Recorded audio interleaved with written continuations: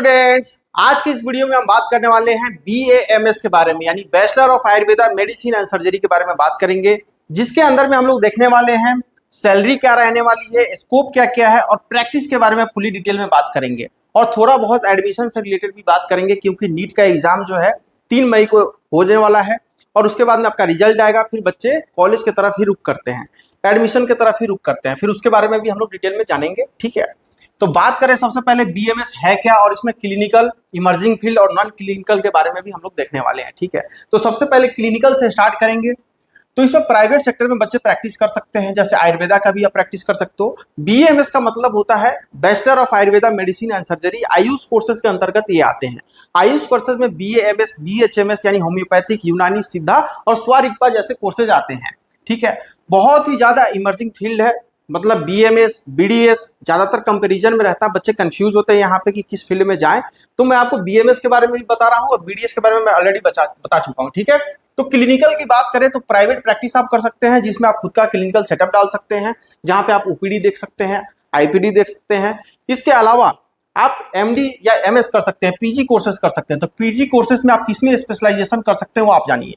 तो इसमें बात करेंगे काय चिकित्सा की। काय चिकित्सा का मतलब होता है जनरल मेडिसिन से, जैसे कि आप MBBS में देखते होंगे जनरल मेडिसिन से लोग PG करते हैं, तो यहाँ पे आप काय चिकित्सा से कर सकते हैं।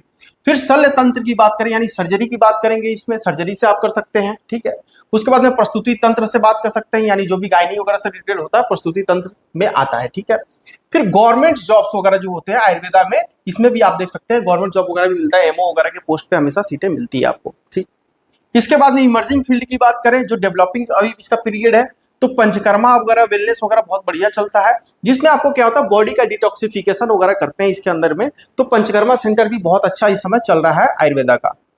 उसके बाद में आयुर्वेदिक फार्माक्यूटिकल्स, यानी इसमें मेडिसिन बनाने से रिलेटेड क्वालिटी कंट्रोल वगैरह, ड्रग डेवलपमेंट वगैरह में भी आप जा सकते हैं, जहां पे आपको मेडिसिन बनाने की प्रक्रिया से लेकर के आप खुद का फार्मेसी तक का खोल सकते हैं, खुद का मेडिसिन ब्रांड बना सकते हैं।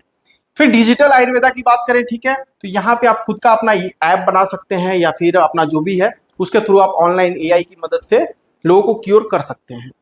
ठीक, नॉन क्लिनिकल और कॉर्पोरेट की बात करें तो नॉन क्लिनिकल में क्या होता है, हेल्थ केयर मैनेजमेंट आप कर सकते हैं यहाँ पे, जैसे MBA वगैरह कर सकते हैं, लीडरशिप का रोल प्ले कर सकते हैं, पब्लिक हेल्थ केयर पॉलिसी वगैरह बना सकते हैं, रिसर्च कर सकते हैं अपना, मेडिकल राइटिंग एंड कंटेंट, जहां पे आप किताबें वगैरह लिख सकते हैं, अपना खुद का कंटेंट तैयार कर सकते हैं, जिसके भी आप अपना प्रेजेंटेशन दे सकते हैं। ठीक है, सैलरी की बात करेंगे, सैलरी क्या क्या रहने वाले हैं, तो BMS के अंदर में क्या होता है, जो बच्चे UG करके जाते हैं उनकी एक अलग सैलरी होती है, PG करने के बाद अलग होता है।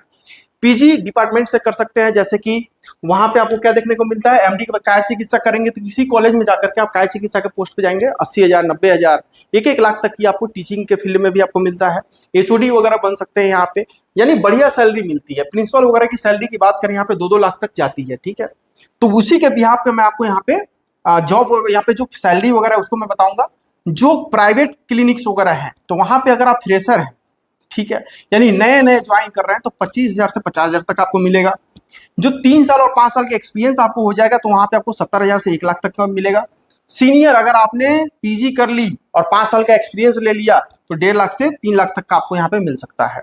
गवर्नमेंट जॉब की बात करें तो 50,000 से 70,000 तक की गवर्नमेंट हॉस्पिटल में आपको जॉब मिलेगा फ्रेशर्स को। वहीं आपका 5 साल एक्सपीरियंस हो जाएगा 3 से 5 साल का, तो वहां पे आपकी सैलरी बढ़ के 80,000 से 1 लाख तक की हो जाती है। MD वगैरह कर लेते हैं तो 1.2 लाख से 1.8 लाख तक मिलता है। आयुर्वेदिक हॉस्पिटल्स की बात करें, मैंने जो आयुर्वेदिक हॉस्पिटल, कॉलेज वगैरह की हॉस्पिटल्स होती है, वहां पे अगर आप जाते हैं, जैसे मेरठ में आपने देखा होगा, ठीक है, एक से एक आपको वहां पे आयुर्वेदिक की कॉलेजेस मिल जाएंगे, हॉस्पिटल्स मिल जाएंगे। ठीक है, तो यहाँ पे आपको 35,000 से कितना, आयुर्वेदिक फ्रेशर्स को 35 से 55,000, अगर आप 5 साल का एक्सपीरियंस है आपको 3 से 5 साल का, 60,000 से 90,000, और सीनियर हो गए आप तो 1 से 2 लाख तक की सैलरी आपको देखने को मिलता है। पंचकर्मा सेंटर की बात करें 20,000 से 40,000, अगर आपको एक्सपीरियंस है तो 50 से 80,000, और आप सीनियर हो गए तो 1 से 1.5 लाख के बीच में आपको मिलता है। एकेडमिक में क्या मिलेगा, जैसे टीचिंग वगैरह का फैकल्टी आप बनना चाहते हैं, जो आप डॉक्टर बनोगे तो आपको भी वहां पे कोई डॉक्टर ही पढ़ा रहा होगा वहां पे। ठीक है, तो वहां पे जब आप पढ़ाने की जॉब करेंगे यानी टीचिंग का जॉब करेंगे, तो शुरुआत में आपको 35 से 55,000। ठीक है, अगर आपके पास एक्सपीरियंस आ गया तो 60 से 90,000, और PG कर लिए तो 1 से 2 लाख के बीच में आपको मिलेगा। प्रिंसिपल की सैलरी 2 लाख तक की होती है। ठीक है, प्रोफेसर की सैलरी 1 से 1.25 लाख के बीच में होती है। ठीक, तो ये तो हम बात कर लिए इसमें क्या क्या आपका मतलब कि सैलरी स्कोप क्या क्या है उसके बारे में हम लोगों ने बात कर लिया। एडमिशन प्रोसेस की बात करेंगे तो गवर्नमेंट में एडमिशन लेने के लिए, गवर्नमेंट कॉलेजों में एडमिशन लेने के लिए क्या करना होता है,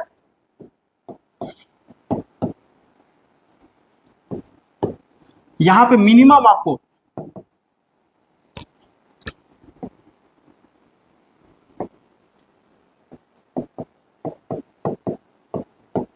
70 से 80 हजार रैंक आपका ऑल इंडिया रैंक होना चाहिए। उसके अंदर में आपको गवर्नमेंट कॉलेज अलाउट हो जाएगा, जहां पे आपको 15,000 से लेकर 20,000 के पर ईयर पे आपको कोई भी कॉलेज अलॉट हो जाएगा। यानी 4.5 साल का इसका एकेडमिक होता है, 4.5 साल तक आपकी फीस जाएगी, 1 साल का इंटर्नशिप होता है, वहां पे आपको फीस नहीं देना होता है।